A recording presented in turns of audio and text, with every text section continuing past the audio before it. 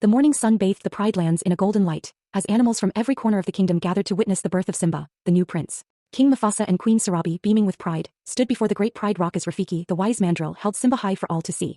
The kingdom roared in celebration, bowing to their new future king, but not everyone was pleased. Scar, Mufasa's brother, watched from the shadows with simmering resentment. The birth of Simba, the future king, dashed his own dreams of ruling the Pride lands. As he plotted in silence, Mufasa, unaware of his brother's jealousy, focused on raising his son to understand the circle of life, the delicate balance that governed their world. As Simba grew, his curiosity blossomed. He wanted to know everything about the Pride lands, eager to explore every corner of the kingdom. Mufasa, though loving, was a firm teacher, showing Simba the land that would one day be his.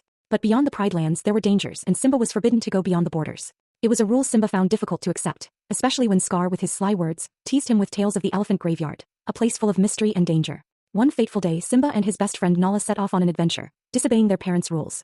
Zazu, their loyal chaperone, was left behind in the dust. They ventured into the forbidden graveyard and were soon surrounded by a pack of hyenas. The hyenas, hungry and ready to strike, were about to make a meal of the cubs when just in time Mufasa charged in. The king fought bravely, saving his son, but the encounter left Simba feeling the sting of his father's disappointment. Mufasa, heartbroken, pulled Simba aside. He scolded his son not for being brave but for being reckless.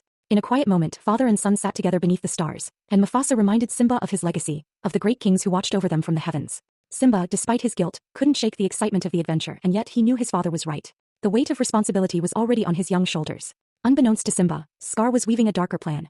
He wanted the throne and Simba was in his way. With a cunning mind and a sinister heart, Scar struck a deal with the hyenas. He promised them more food in exchange for their help in his plot to overthrow Mufasa. Scar led Simba to a gorge under the guise of helping the cub practice his roar. As Simba practiced, the sound of